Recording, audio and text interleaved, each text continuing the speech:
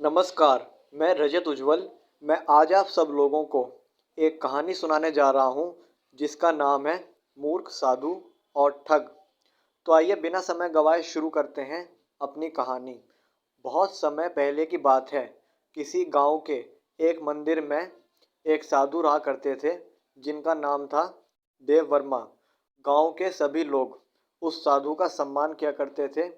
गांव के सभी लोग उस साधु को भेंट और धन दिया करते थे। देखते ही देखते साधु ने काफी धन इकट्ठा कर लिया था, लेकिन साधु हमेशा अपने धन को लेकर चिंतित रहते थे। इसलिए वह हमेशा अपने धन को एक कोठरी में बांध कर रखा करते थे और जहाँ भी जाते उस कोठरी को साथ लेकर जाया करते थे। पर उसी गांव में एक ठग था जिसकी नज़र साधु के धन पर थी।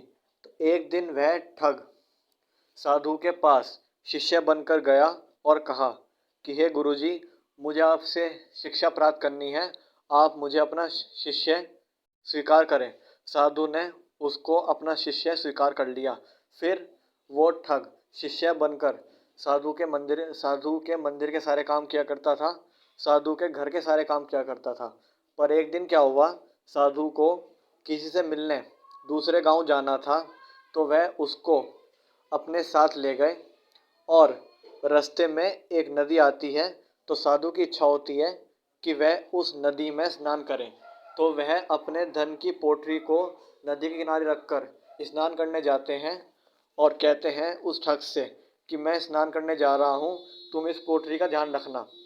वह ठग इतने दिनों से इसी बात की फिराक में था कि जैसे ही राजा नदी में डुबकी लगाएगा, मैं सब धन लेकर चला जाऊंगा।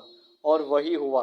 जैसे ही साधु ने डुबकी लगाई, वह ठग सारा धन लेकर चला गया।